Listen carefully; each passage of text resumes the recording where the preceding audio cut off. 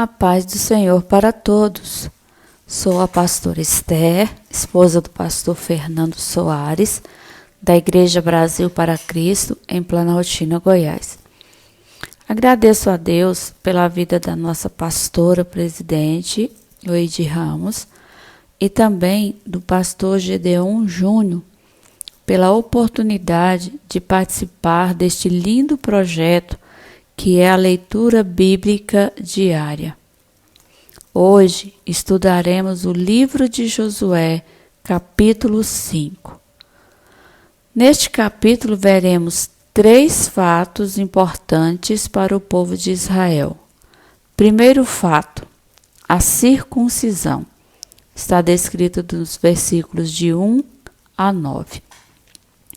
Após a passagem do Rio Jordão, Deus diz a Josué para circuncidar os filhos de Israel, pois os homens de guerra morreram no deserto pelo caminho, depois que saíram do Egito, e os que nasceram no deserto não haviam ainda sido circuncidados.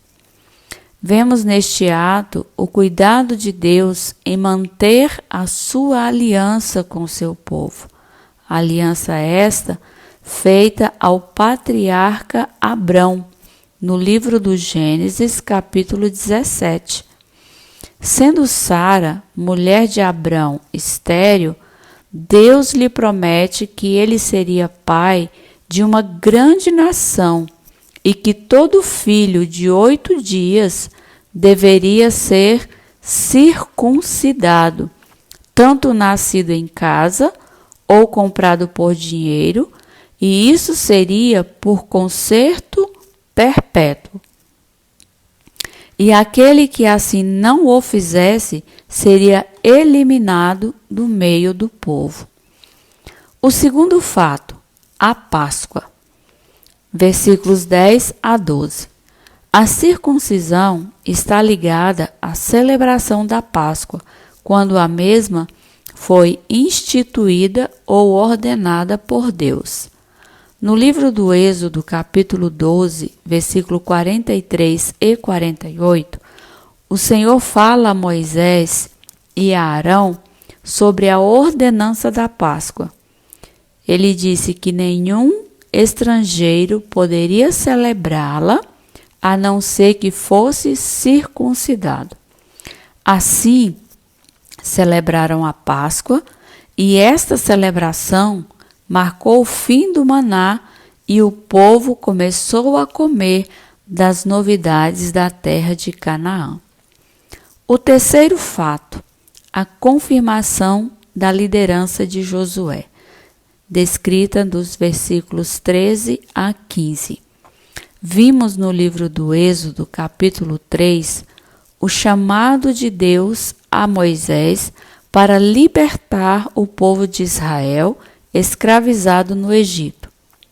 Deus fala a Moisés do meio de uma sarça que ardia no fogo e não era queimada, e disse: Não te achegues para cá, tira os teus sapatos dos teus pés, porque o lugar em que estás é terra santa. E Deus se revela a ele como o Deus de Abraão, o Deus de Isaque e o Deus de Jacó. E no versículo 10, Deus diz a Moisés: Vem agora, pois, e te enviarei a Faraó, para que tires o meu povo, os filhos de Israel, do Egito. Na sequência, contemplamos o agir de Deus através da vida de Moisés para a libertação do seu povo escravizado no Egito. Vimos também a participação de Josué como homem de guerra. Êxodo 17, versículo 8 e 9, diz: Então veio Amaleque e pelejou contra Israel em Refidim. Pelo que disse Moisés a Josué: Escolhe-nos homens e sai, e peleja contra Amaleque.